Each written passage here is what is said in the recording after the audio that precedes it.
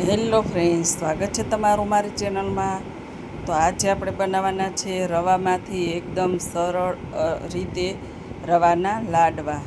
તો આ રવાના લાડવા બનાવવામાં ખૂબ જ સહેલા છે, ખાવામાં ખૂબ ટેસ્ટી છે અને જો પણ ઝાઝી વસ્તુ કાંઈ પણ નથી જોતી, 3 થી 4 વસ્તુમાંથી બનીને તૈયાર થઈ જશે.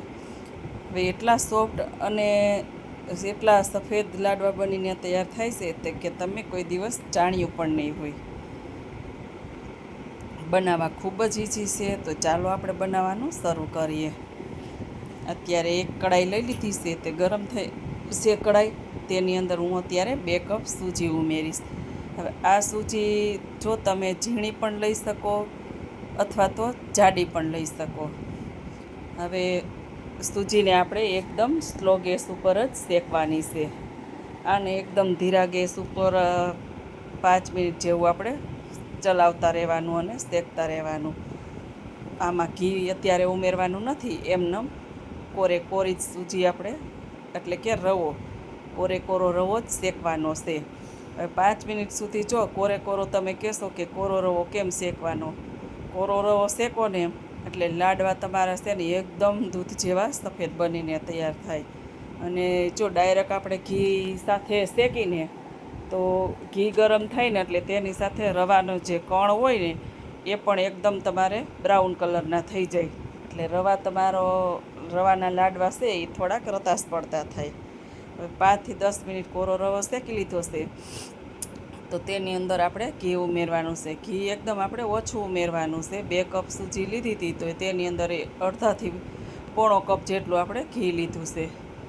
ઘી કેટલું લેવાનું કે જે તમે ઘી રેડો અને ચલાવો તો એક દાણાની અંદર મોણ દેવાઈ જવું જોઈએ. આમાં બહુ ઓછું ઘી જોઈશે અને તો પણ એટલા સરસ ટેસ્ટી લાડવા બનીને તૈયાર થાય છે. હવે ઘી ઉમેર્યા પછી સ્લો ગેસ ઉપર આપણે 10 મિનિટ જેવો રવો શેકશું. આવી રીતે ઘી ઉમેર્યા પછી તમારે ચમચો ચલાવ્યા જ કરવાનો, એટલે રવાનો જે દાણો હોય છે એ જરાય પણ દાજે નહીં. એટલે 10 મિનિટ જેવું ઘી ઉમેર્યા પછી આપણે રવો શેકવાનો. તો આપણો રવો શેકાઈ ગયો છે. હવે આપણે ખાંડ દરી લેશું. આની અંદર આપણે દરેલી જ ખાંડ યુઝ કરવાની છે. આખી ખાંડ જરાય નથી લેવાની. જો આખી ખાંડ લેશો તો તમારી ખાંડ જરાય પણ ઓગળશે નહીં. ઓગળવામાં બહુ વાર લાગશે તો ચાસણી આવી જશે. આમાં બિલકુલ ચાસણી લેવાની નથી.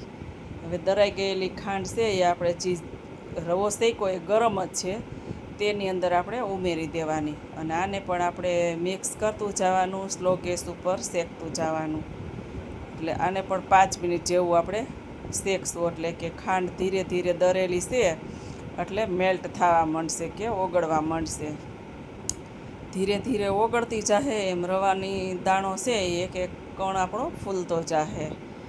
આને પણ 5 મિનિટ જેવું આપણે ખાંડ સાથે શેકી લેવાનું. તો આ શેકાઈ ગયું છે તો જરીક આવી રીતે દાબી પ્રેસ કરી અને હવે આને આપણે 10 મિનિટ જેવું ઉપર ઢાંકણ ઢાંકી દેવાનું છે. કે ઢાંકણ ઢાંકશું એટલે રવાનો દાણો આપણો ફૂલાઈ જાહે, ખાંડ એકદમ સરસની મેલ્ટ થઈ જાહે, ચાસણી પણ નહીં આવે અને પરફેક્ટ થઈ જાય. હવે આ બધું મિશ્રણ તૈયાર થઈ ગયું છે. તો જે મેં મિક્સર જાર લીધું હતું ખાંડ દળવા માટે તેની જ અંદર હું અત્યારે રવાને પીસી લઈશ. જો તમારી પાસે મોટો જાર હોય તો તમે એમાં પણ પીસી શકો.